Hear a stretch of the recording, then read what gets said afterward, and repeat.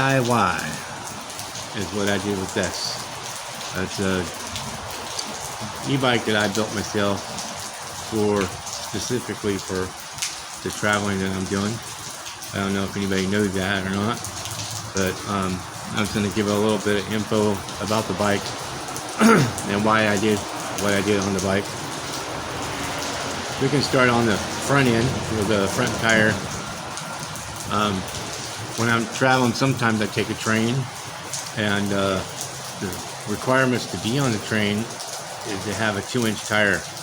I can't have a 3-inch tire to strap it down, so the requirement was to have a 2-inch tire, so I put one on there, and it's a 26-inch. And I built the front end, and I bought the wheel kit, and then I bought the frame last. Well, because it came in last. It came from China, and it took forever. It took like a couple months. I bought the front rack for Oscar's basket, and it's a wide one. It's pretty wide, and it's almost as wide as that crate that's on there. And I did that because I didn't want like the zip ties and stuff to get weakened from him going back and forth each side, you know, and then weaken and then snapping, he'll fly out. So a lot less chance of that happening now because it's bigger. And then the bar, you can see that goes up and it goes across. That is for several reasons. One is for when it's hot. When it's really hot, I get his green blanket and I drape it over the top of that top bar, and then flip it over to where the handlebars are at. And when I'm riding, it flops in the wind, and he's in the shade, and there's airflow going underneath it, so he stays like 10 degrees cooler than I would be. I have a rain guard that I actually came from one of my backpacks. That usually, if you unzip, you unvelcro it from the bottom and cover your whole backpack. I took that out of an old backpack that I had, so I can cover his basket when it rains. And then if it's like you don't like the wind too much, I put the green blanket across the bar, and then drape it down in the front so that the wind doesn't go through there, and he just stands behind it. And then a solar panel is to charge the bike when I'm in remote places and there's no outlet and I have no power at all. I do need to get one more panel to put on here, or just get a larger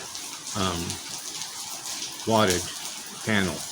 This one's only a 110, and it gives only a half of an amp charging for the bike, so it takes a long time. It's not very sufficient. So I'm gonna have to upgrade on that for sure. The frame is an Enduro e-bike frame I got, of course, from China, and it holds a 84 volt Agus battery that I got from Anaheim for $900. It's a 2160 watt battery, which is still not large enough for the wheel kit. It's less than what the wheel kit. It should be a 3,000 watt battery, but I couldn't afford it, and I don't think that the frame could actually hold that large of battery unless I had it custom made, and that would be way more money. So I wasn't going to go there with all that. And Agus battery, actually, instead of me modifying my bike to fit that battery, they made sure that I didn't have to modify anything. So they asked what kind of connector was on my bike so that I didn't have to touch the wires at all. So they actually got it to set up to where the battery has several different connectors going down. The reason being is because my solar panel.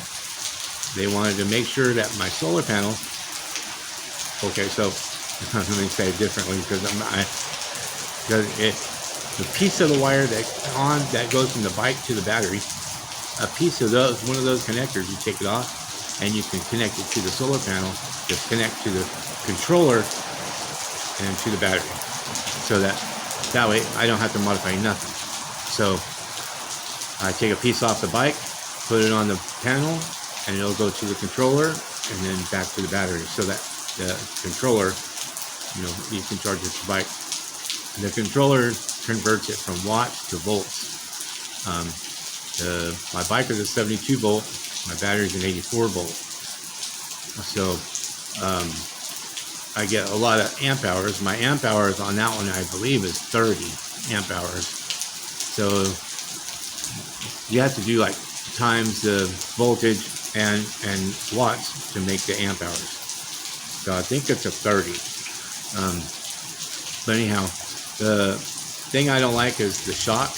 I had to buy that one, but it's too short. You can see how this bar here tilts down, and it should be higher. It should be tilting up. It's like, going this way, not this way. And I had to cut my kickstand because it was too long, because I put the wrong shock on there. If you put the right shock, it would lift the seat and everything up, so it would be higher. But I didn't get the right one, so gotta make do. But it works. It works really good. So the wheel kit is a 3,000 watt wheel kit, and I like this wheel kit. I had already 4 different e-bikes, and this was the best one yet. I was trying to stay with something lighter so that I don't have to have so much weight, so I can go farther. But for the watts that I needed, that wasn't going to happen, because if I put that wheel kit on a regular bike, it would just rip the rear end off. There's no way it would work. This frame supports that wheel kit power. So this frame is rated between 2,000 to 5,000 watt wheel kits. So this one's a 3, so I can put that on there and I don't have to worry about it ripping the rear end off if I open it right up, So I can go with this battery. If I put the right battery, I go 60 plus miles an hour. But because of this battery, I've made it up to 50, and I was still climbing, but I got too nervous and backed out. So I'm not going to go faster than 50. But it goes 50 miles an hour. That goes 63 miles to a charge, and that's just in town. I stopped before it died, so I don't know. I stop around there. I start charging up before that. And the wheel kit actually has an alarm on it. You can see right here, and I can set it. And then if the alarm went off, it would actually lock up the back wheel. You can't roll it, and then it would disable the ignition and the throttle. Which is really a nice feature, because I don't have to lock it. Now, if I lock it, they'll just take everything on it. So it's the same concept. I locked the wheel hub so they can't roll it away. That bike is super heavy, so it would take 2 guys, each one grabbing the handlebars and the tire, and roll off with the front wheel. Even if they got it home, none of it would work anyway. It locks everything down, so it wouldn't matter. It would have just a paperweight when they got there. The discs for the brakes used to be, I had 6-inch, and the stopping power wasn't that good, so I put 7-inch. And also I had regular brakes for a bicycle on there. About killed myself. So I spent $400 to pay for the Magura brakes, and they're fantastic. They're hydraulic brakes, and there's four calipers in that one and 2 in the front. And usually they're one side will just move and not the other side. So this is amazing stopping power. And the hydraulic fluid, if you guys don't know, you can instead of buying hydraulic fluid, which is harder to get and it's more expensive, just go to your grocery store and buy some baby oil, and it's mineral oil, just like hydraulic fluid. So, and it's cheaper and it's easy to find. And then The back wheel kit also, when I have an app on my phone, and I can go into the computer on my bike and change settings inside there for how the bike reacts. One of the things I do is there's a switch on your throttle. It has three settings. The first setting, I set it for 10 miles an hour, and the reason for that is if I'm going down a hill, and some of those mountains are 20 miles down, I can charge up my whole bike within that time, going 10 miles an hour, because all the resistance sends power back to the battery and charges it. So I can actually charge my bike while I'm going down a hill. So, and it charges it faster than it does if I plugged it in. It's pretty quick. And when it does charge and it charges it while I'm going down, it'll release the 10 miles an hour and start going normal speed, because it doesn't want to overcharge the battery and ruin it. So it just releases, goes click, and there I'm taking off. And so, and then you just don't even use the throttle when you're going downhill. Just fly down the hill and get to the bottom, and then you can use the bike again. So, and then you have to switch it over to normal. But that's my bike. It took a while for me to get this from where I started, and it's been excellent. I have no problems with it. The only problem I had with it is flat tires, and I have no control over that. Actually, the Magura brake pads, I just found out this the other day. The front ones have just one pad on each side, and they have a screw that goes through to hold the brake pads in there, but there's also magnets on the inside to hold it there. So, but the back ones had ones that are like a V, and there's a pad on each side, and there was two of them, so it would just go like that, right? And then it has these little brackets that stick out to hold it inside, plus the magnets are in it. No screw. I was looking at it just the other day because I was trying to find who has the Magura brake pads available right now, so I don't have to order it. Well, I looked at it, and I have the brake pad for that one, and you can put singles, 1, 2, 3, 4 in there, and then have the bolt that goes through it to hold them in, plus the magnets are in there. So you can go either way on the back ones, which is really cool, because the other ones are hard to find, and I have to order them.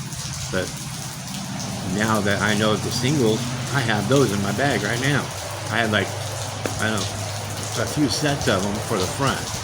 So I'm going to change these out and put the screw to them so that I can just replace them.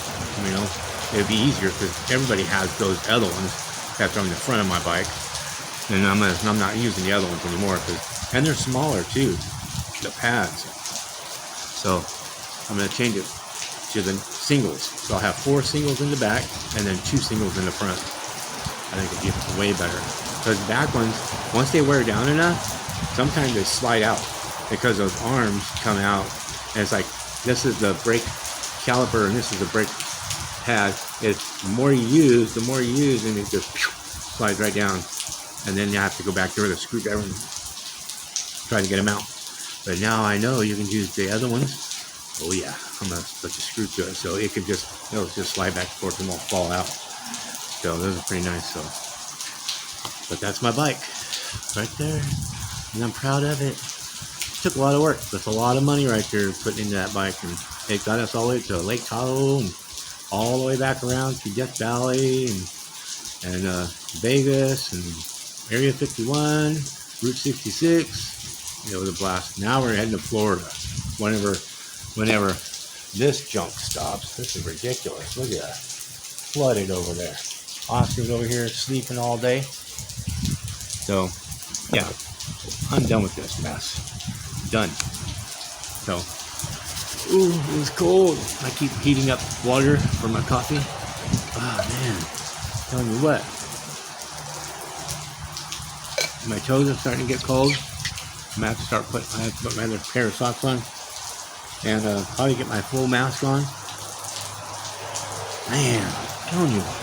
Woo-hoo-hoo. All right.